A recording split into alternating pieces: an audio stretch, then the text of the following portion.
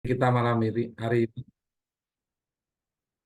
Terima kasih Bu Yuli dan tim yang telah mengundang mengundang saya, mengundang saya ke eh, acara diskusi ini. Sesungguhnya sangat crowded di bawah, eh, di rumah banyak tamu. Hmm, Tapi karena urusan yang satu ini, urusan merawat lingkungan, telah saya komitmenkan dalam diri menjadi prioritas. Jadi yang lainnya minggir dulu. Hmm. Acara yang lain minggir dulu, nanti saya terima tamu-tamu setelah diskusi kita eh, berkaitan dengan persoalan ekoenzim ini.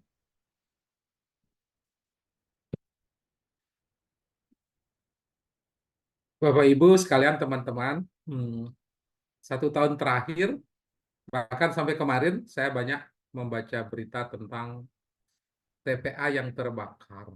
Hmm. Bahkan di tahun 2023 ada 28 TPA terbakar di seluruh Indonesia. Ini beberapa contoh saja yang saya tampilkan. Kenapa TPA terbakar? Eh, Satu, memang ada yang sengaja dibakar karena sudah panik menghadapi situasi, tempat nggak ada ya dibakar aja. Nah, tapi yang terbakar karena situasi ketertekanan isi TPA, karena zat metan yang ada di sana. Jadi TPA terbakar karena ada gas metan yang telah lama, eh, setiap hari nambah terus, berbulan-bulan, bertahun, akhirnya meledak. Jadi yang menyebabkan TPA meledak bukan plastik, bukan styrofoam, bukan residu, tetapi yang membuat meledak adalah gas metan yang dibuat eh, oleh yang dihasilkan dari sampah organik. Nah, dia menjadi hidup apinya, dia menjadi lama hidup karena di sana ada plastik, karena di sana ada tisu, karena di sana ada residu, karena di sana ada yang lain-lain yang membuat plastik lama hidupnya. Nah, itu fenomena TPA kita. Lanjut, berdasarkan data environmental science and teknologi, jadi antara tahun 1990 sampai dengan tahun 2018, konsumsi mikroplastik mengalami peningkatan 59 kali lipat, minta ampun. Jadi ternyata di situ dalam surveinya disebutkan orang Indonesia adalah orang yang paling tinggi mengkonsumsi mikroplastik terbanyak di dunia. Nah, ini minta ampun kita.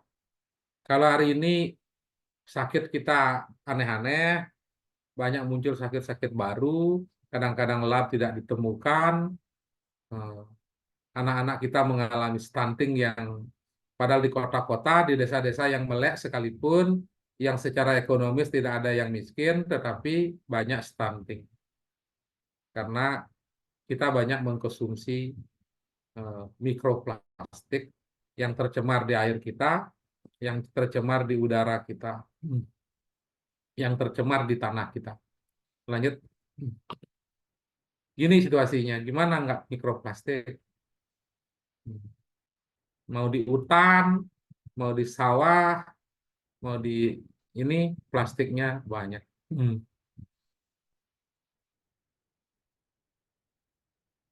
Jadi jumlah sampah plastik kita terus menerus, fenomena sampah di Indonesia terus menerus.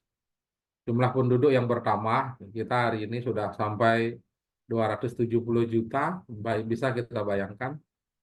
Hmm. Dan belakangan dengan sistem belanja online, ternyata konsumsi makanan, tingkat konsumtif masyarakat makin tinggi.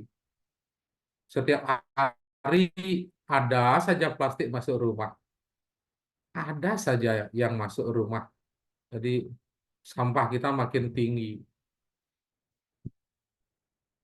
Kebulian masyarakat karena terjadi pergeseran antara masyarakat komunal dengan masyarakat dari masyarakat dengan pola agraris, gotong royong, berubah menjadi masyarakat individual karena pengaruh industri, waktunya menjadi sedikit, selalu hitung-hitungnya waktu adalah uang.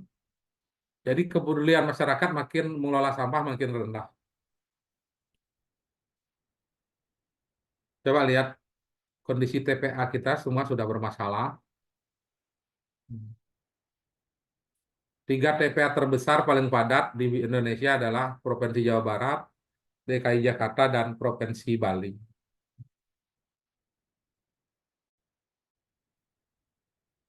Penghasil sampah terbesar, jadi menurut data terakhir ini, data terakhir, penghasil sampah terbesar berdasarkan data eh, Sistem Informasi Pengelolaan Sampah Nasional, KLH, Kementerian Lingkungan Hidup, tahun 2023, jadi baru GRES ini, tercatat bahwa timbulan sampah di Indonesia itu berjumlah 22 miliar. 22 miliar. Begitu lebih ton per tahun. Mayoritas bersumber dari, nah ini penting ini. Yang pertama, eh, perkantoran dia 8, perkantoran dan kawasannya 8,8%. Fasilitas publik, jadi ada lapangan, sekolah, ada pasar, terus ini ada bukan pasar, ada tempat umum, tempat rekreasi, itu 9,8%. Ada pasar dan pertokoan, jadi 25,4%. Dan yang terbesar adalah sampah rumah tangga, 41%. Jadi, hmm, kalau rumah tangganya selesai, pasar perkantorannya tidak selesai, masih juga akan penuh dengan sampah. Hmm. Intinya, semua sebagai produsen sampah ini, yang menghasilkan sampah ini, harus berjuang bareng-bareng.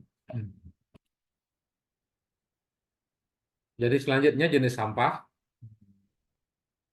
Jadi berdasarkan data tahun 2023, 64,8%, jadi hampir 70% sampah kita adalah sampah organik.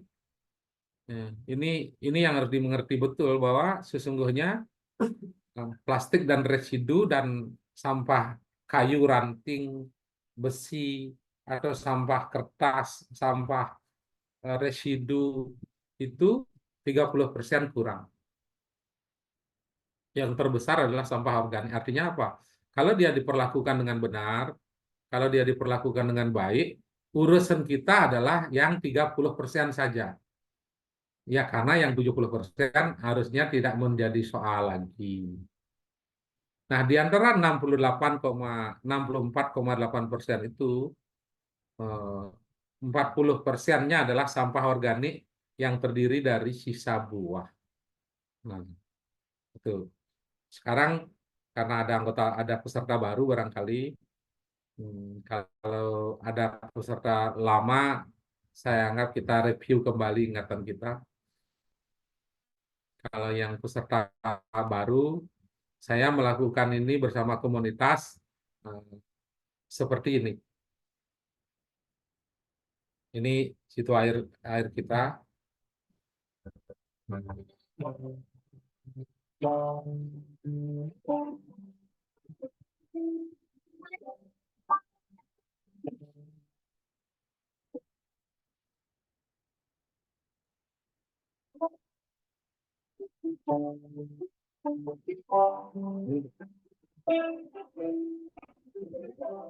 Jadi,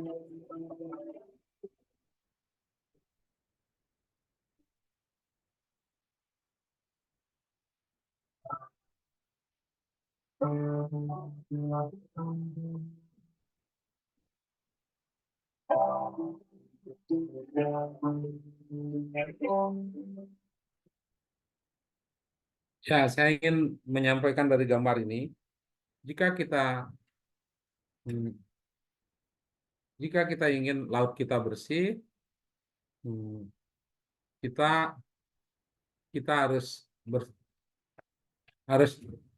eh hmm, mantus balik mantus. Jika kita ingin laut kita bersih, sungainya harus bersih. Tidak mungkin ada laut yang bersih jika ada sungainya masih jorok. Jika kita ingin sungai kita bersih, parit dan gotnya harus bersih. Jika kita ingin parit dan got bersih, maka rumah tangga tidak boleh membuang sampah sembarang. Rumah tangga harus bertanggung jawab terhadap sampahnya sendiri. Jadi jangan bermimpi punya laut yang bersih kalau rumah tangga masih membuang sampah sembarang. Saya menyelesaikan problem sampah saya karena pemerintah sampai hari ini belum punya pola dengan baik, hanya mengeluarkan surat-surat instruksi saja, tidak memimpin rakyatnya. Kami di komunitas melakukan pola-pola seperti ini. Ini contohnya, jadi sampah rumah tangga kita selamatkan dulu sampah yang membuat keseluruhan sampah kita rusak, keseluruhan sampah kita bau, yaitu sampah dapur.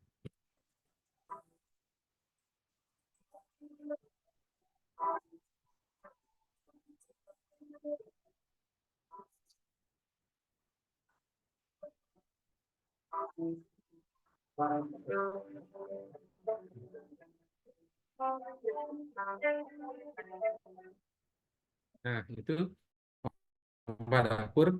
Nah, kita selesaikan dulu di rumah, di komunitas kami, kita masukkan ke lubang biopori.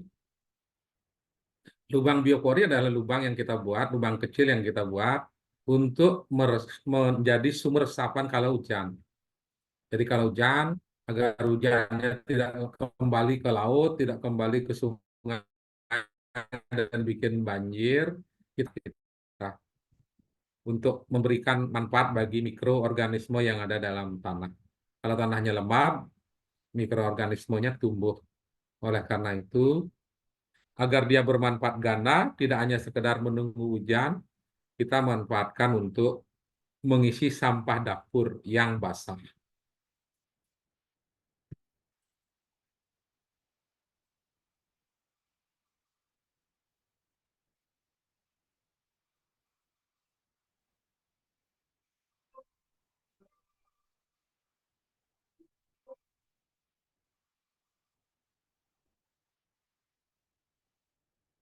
Di Bali kami punya kearifan lokal namanya tebel. Tebel itu adalah alam belakang rumah karena tanah sekarang sudah sempit, halaman belakangnya sudah habis. Saya membuat ke bawah. Kita modifikasi tebel ini, ada yang menyebut sebagai tebel modern, ada yang menyebut sebagai tebel modifikasi. Intinya adalah tempatnya ke bawah, kurang lebih 2 meter, 2,5 meter, diisi satu buis. Selanjutnya sehari-hari dimasukkan sampah organik, murni organik, entah dia daun, entah dia apa namanya ranting kecil, entah dia sisa bunga. Kalau di Bali ada sisa sajen, itu masuk semuanya ke tebel modifikasi. Di Jawa ada namanya ini, di Bandung juga ada, di mana-mana ada tempat ini. halaman belakang ini, tapi kami modifikasi agar eh, ini sama sekali tidak bau. Lanjut.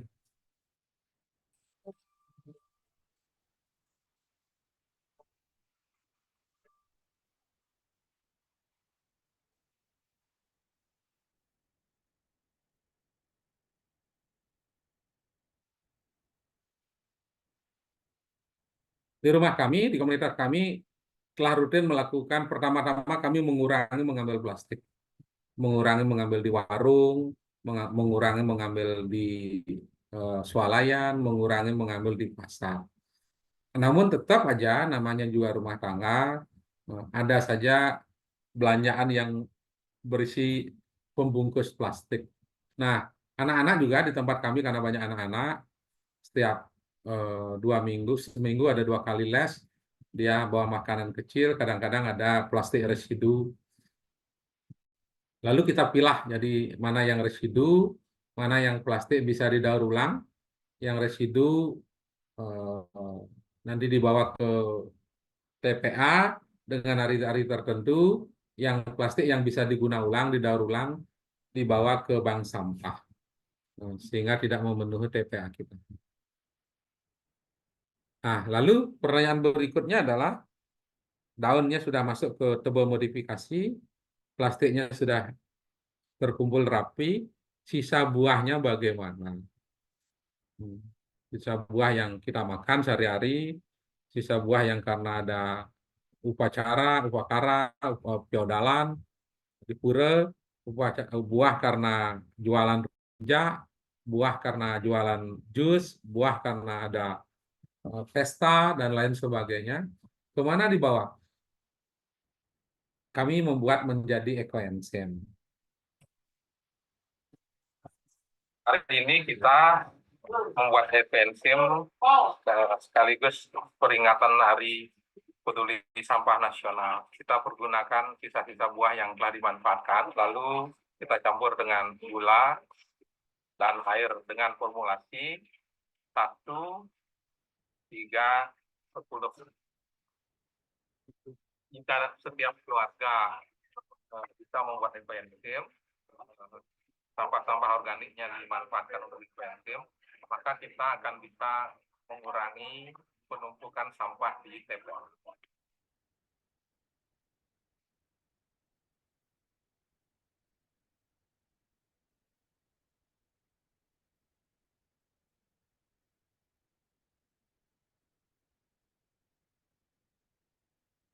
Saya menggunakan skopel, saya ngepel lantai menggunakan ekoenzim.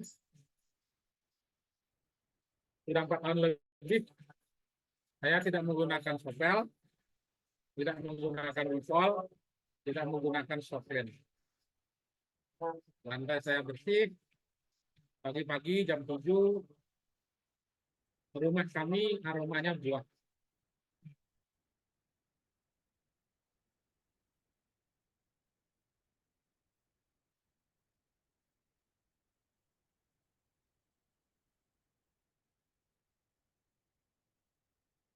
Aromat rapi,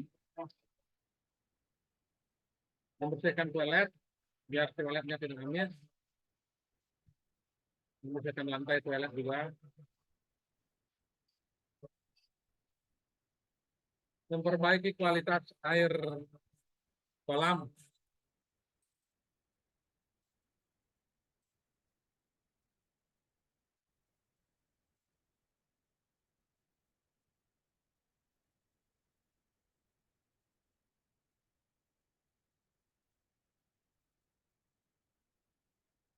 Nanti habis ngepel, sisa airnya jangan dibuang, pakai nyiram tanaman. Ini sabun ekoenzim. Saya tidak membeli sunlight lagi.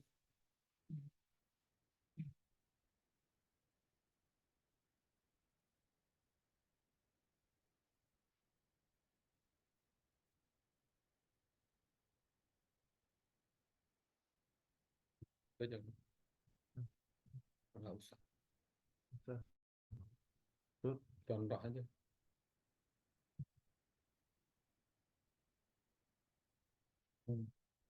Contoh. Ya, jadi manfaat lain juga ekoenzim di tanaman ini. Bisa untuk nyemprot tanaman.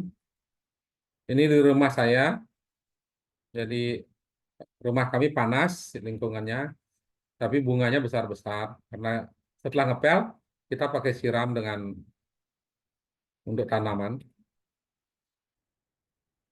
Kalau yang suka pelihara anjing atau memelihara babi, agar lingkungan tetangga tidak terganggu, dan binatang lain, burung misalnya, atau ayam, banyak kandang ayam dipersoalkan, ditolak oleh tetangga, itu atau kandang itik biasanya agak tajam aroma kotorannya, pergunakan ekoenzim. Saya pernah di Bali, eh, waktu ngaben, karena masih ada aroma yang tidak bagus di kuburan, ini kita semprotkan ekoenzim.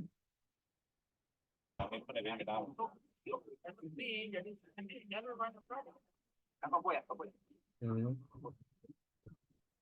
Ini contohnya. Mengaplikasikan ekoenzim setelah ngagah. Ini juga di pertanian, jika ada petani muda bergabung,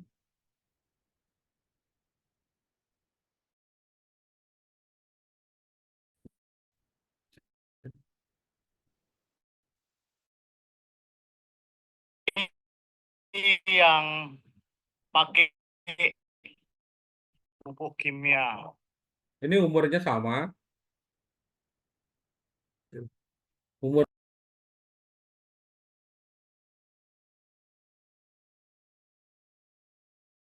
semprot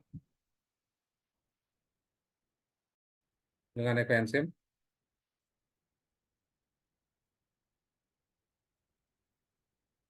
Kita komunitas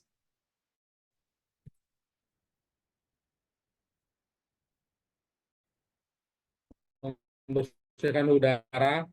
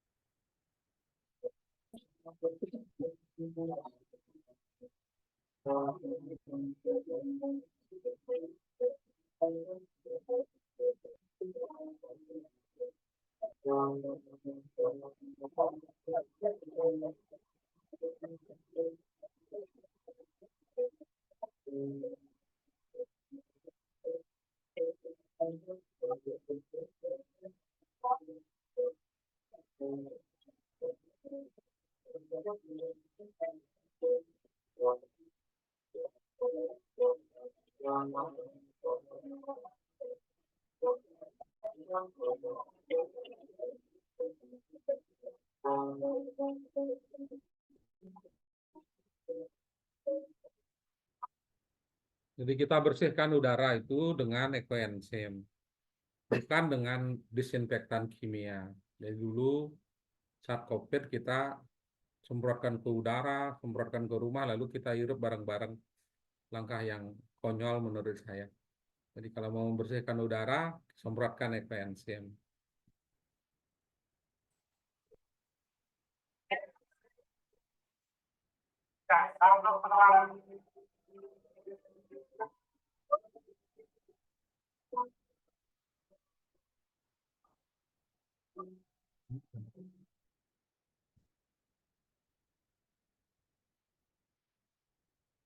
Ini di Jakarta ini.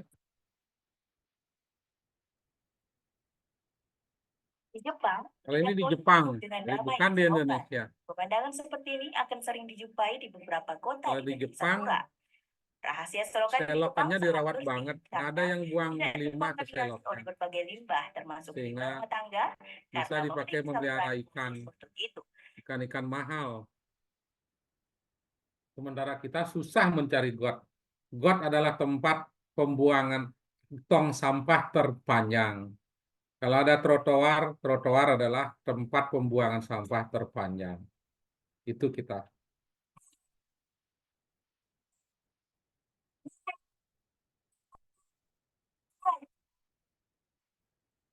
Kita tuangkan di danau batur.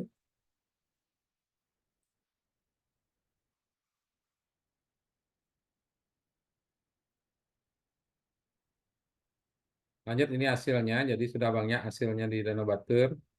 Danaunya tidak berbuih lagi, aromanya tidak begitu menyengat, amis.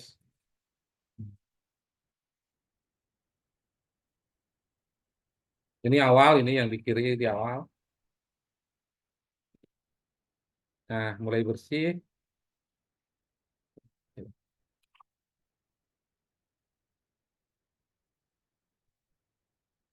Mulai bersih. Keadaan air di Gras Segara dan Batur. Ini hasil lamnya.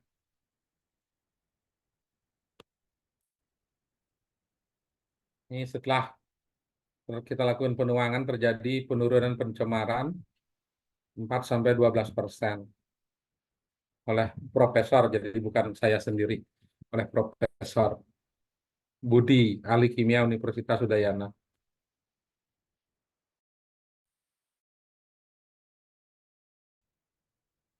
Ini cara penggunaan ekoenzim, nanti bisa di-share. Cukup. Terima kasih teman-teman yang sudah bersedia mendengarkan. Baik, terima kasih Bapak sudah sharing. Untuk teman-teman di Zoom bisa berikan applause pada Bapak Nyoman Parthe. Bisa love-nya, bisa tepuk tangannya, bisa. Oke, terima kasih semuanya.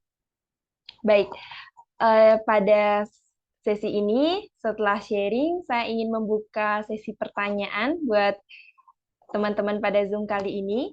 Mungkin sudah ada yang menyiapkan pertanyaan untuk Bapak Nyoman Parthe, bisa langsung raise hand. Kalau yang tidak memungkinkan bisa di kolom komentar.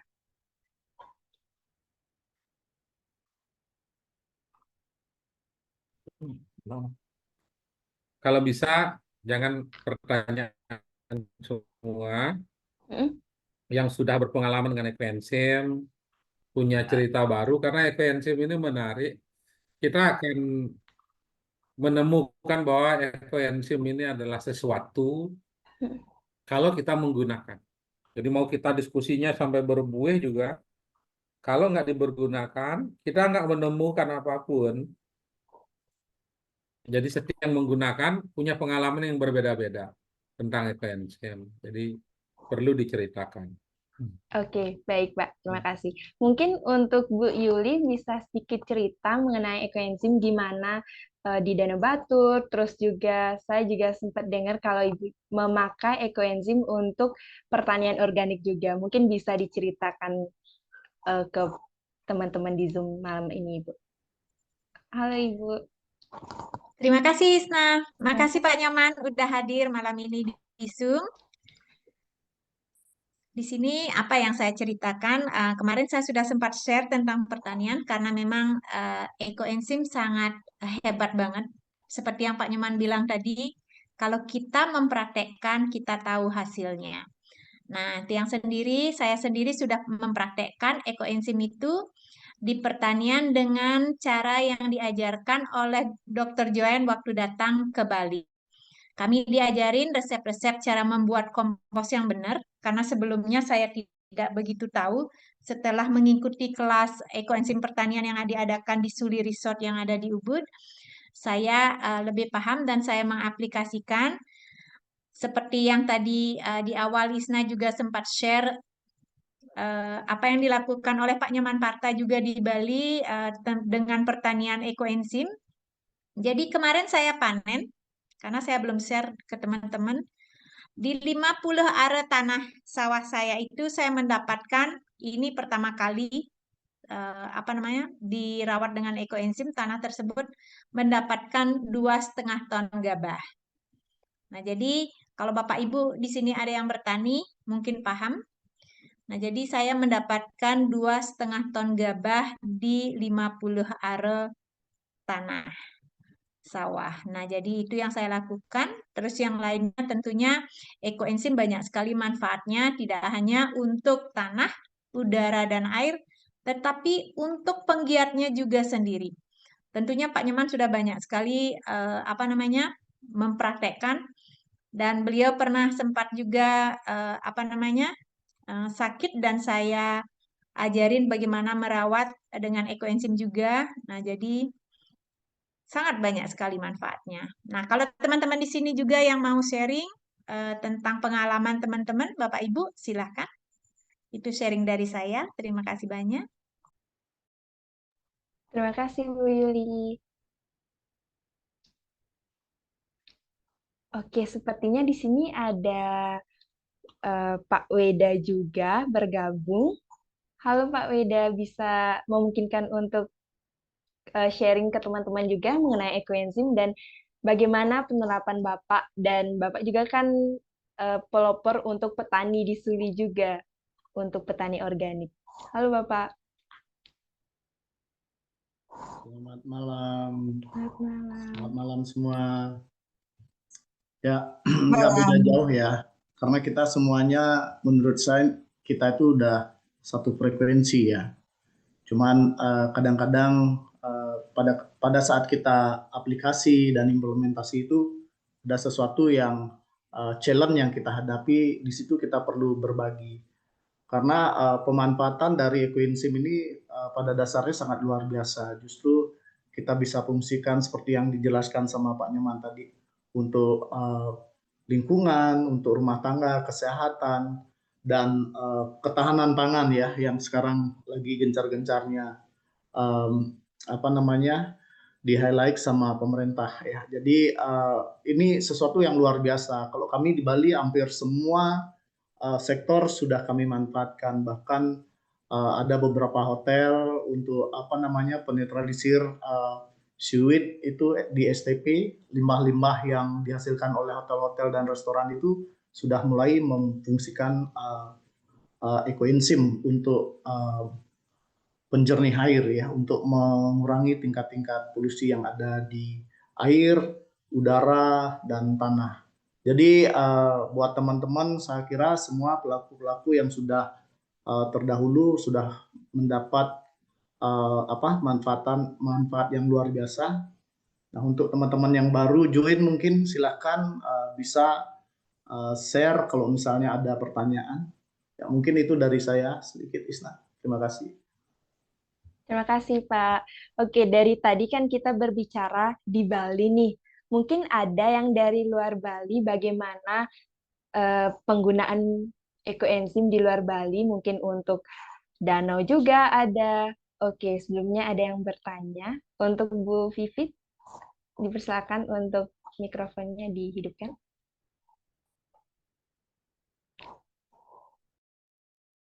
Halo, Halo, selamat malam. selamat Ibu. malam. Selamat malam. Halo, selamat malam. Halo, selamat malam. Sudah kedengaran. Iya, Oke. baik, terima kasih. Ini mohon maaf, suaranya agak ini saya suaranya agak nggak terlalu jelas. Saya mau tanya ini Kak, terkait dengan ini pengalaman kita sebelumnya. Perkenalkan dulu, nama saya Bu Vivit, saya dari Kota Madiun, Jawa Timur. Ya, kemarin kita sudah 3 bulan ini itu sudah mulai memasukkan atau menuangkan ekoenzim itu ke salah satu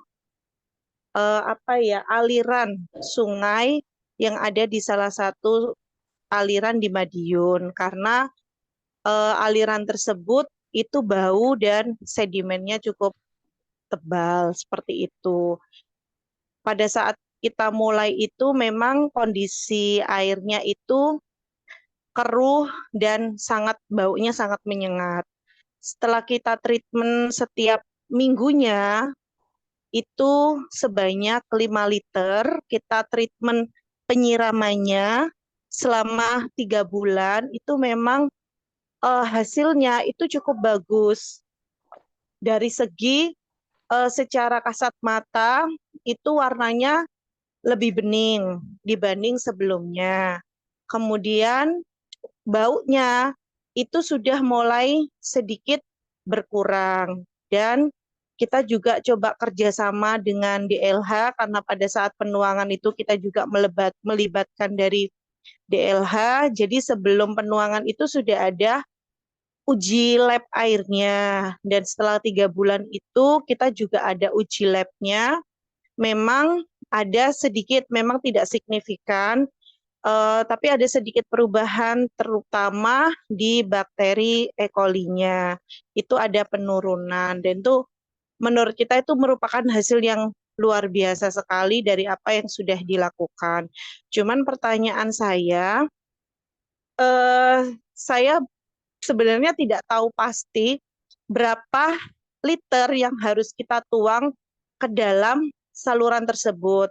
Karena ini kan bukan seperti danau yang airnya menetap, melainkan ini kan saluran yang di mana sumbernya itu juga dari macam-macam. Salah satunya itu dari pasar besar Kota Madiun sendiri yang tentunya tiap hari itu juga pasti ada pencemaran di sana seperti itu. Dan terakhir-terakhir ini itu mengalami peningkatan, kalau kita perhatikan itu baunya memang tidak menyengat seperti awal, tapi warnanya itu mulai keruh lagi seperti itu. Nah, sebenarnya apakah ada standar untuk istilahnya penyiraman terutama di aliran sungai atau di aliran sumber sungai seperti itu.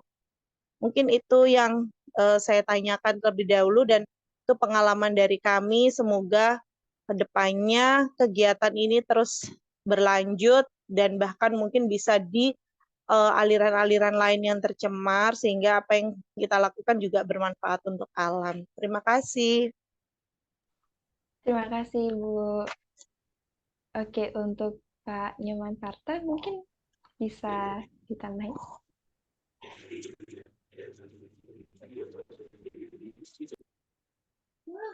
Sebentar. Itu bagus itu pengalaman di Madiun.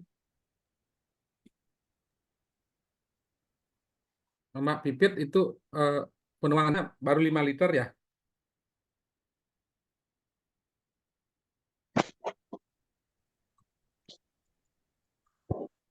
Halo Bu Vivit, Pak Nyoman lagi bertanya. Halo? Ya, lanjut. Oke. Halo Bu Vivit, apakah memungkinkan? Halo? Maaf Pak, ini suaranya apa HP-nya atau gimana ya? Saya kurang bisa mendengar dengan jelas, saya masih cari headset ini. Oke. Apakah speakernya udah dibesarin, Bu? Sebentar. Saya coba cari headset dulu. Oke. Ya, lanjut yang lainnya Oke. dulu. Iya, Nanti dengar ya, tapi nggak Ibu. terlalu jelas, nggak apa-apa Kak, diterusin aja. Oke, baik. Oke, terima kasih Ibu. Ini ada dari KRB. Halo Kak, mau sharing Halo, atau selamat ingin bertanya? malam Selamat Bu malam. Isna. Selamat malam rekan-rekan pecinta ekoenzim. Selamat malam Pak Nyoman Parta. Ya, selamat malam. Baik Pak Nyoman, saya Rian dari Labuan Bajo. Saya ingin berbagi pengalaman dan kendala dan butuh solusi. Bu Yuli, saya selama ini juga ikutin punya Bu Yuli, Pak Nyoman, dan rekan-rekan ekoenzim di Indonesia. Saya juga penggiat ekoenzim di Nusa Tenggara Timur. Masalah terbesar yang saya hadapi itu adalah karakter. Dengan posisi saat sekarang itu manusia yang sudah serba instan, serba gampang. Dalam pembentukan atau membina itu sangat susah di saat sekarang. Mereka pada saat sosialisasi, mengajarkan, itu susah sekali. Apalagi di daerah saya, khususnya Labuan Bajo, sedikit ada perubahan yang sedikit signifikan dalam proses dari awalnya masih kecamatan, langsung kabupaten, terus langsung daerah pariwisata dan super premium. Ini sedikit mengalami kendala yang luar biasa. Nah, pola yang saya hadapi itu adalah susah bagaimana melatih orang untuk bisa mencintai lingkungan. Karena orientasinya udah yang lain, keuntungan lah.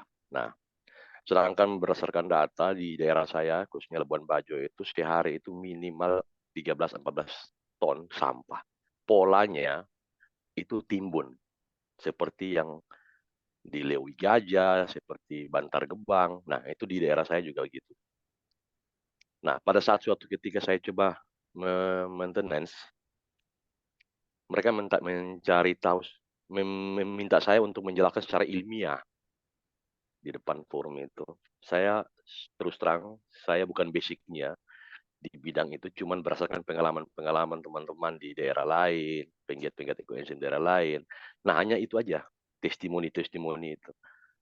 Nah, berdasarkan kasus itu yang di darat, di TPA.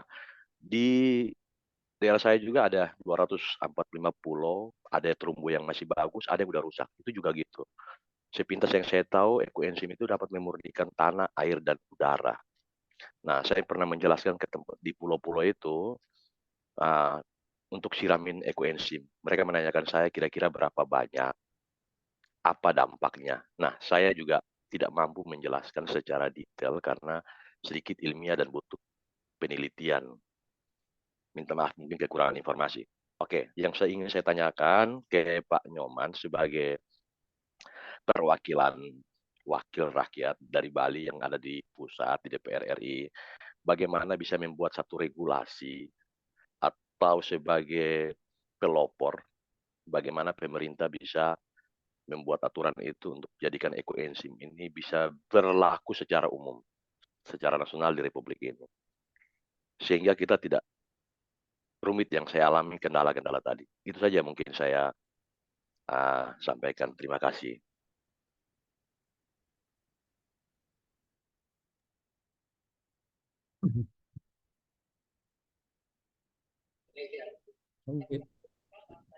Baik, untuk Pak Nyoman bisa.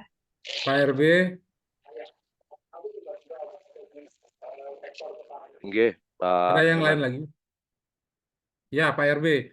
Ini sesungguhnya untuk Bajo ada kesempatan bagus itu. Pertama karena Bajo belum seperti Bali, jadi penduduknya belum sebanyak, pendatangnya masyarakat urbannya belum seperti Bali.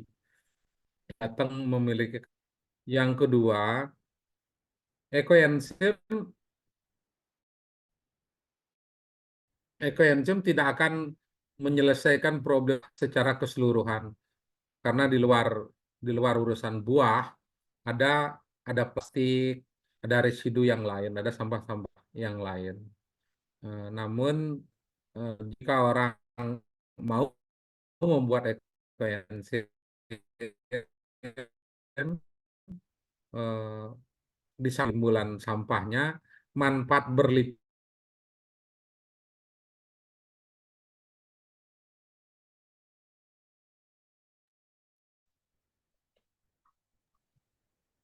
Pak Nyoman, suaranya Oke, hilang. sepertinya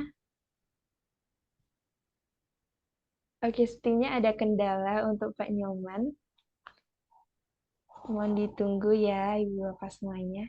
Sambung lagi? Oke, Ya, sudah, Pak. sudah. Ya, Pak, saya ulang lagi. Jadi ekoenzim tidak menyelesaikan problem sampah keseluruhan karena kita mengelola ekoenzim ya kalau habis 40% dari sampah buah kita kelola, ya segitulah yang bisa selesai. Sementara yang lain masih ada sampah yang lain, varian yang lain. Ada plastik, ada residu. Intinya yang paling penting harus dilakukan di Bajo, ajari masyarakat memilah dulu. Plastiknya, residunya, organiknya. Nah, kalau urusan organik, menurut saya harusnya kita tidak ruwet. Kalau organik dibuang sekalipun di kebun, ditaruh gitu aja di kebun, selesai sudah dia. Nah, ekoenzimnya diolah, mendapatkan kita manfaat berlipat-lipat.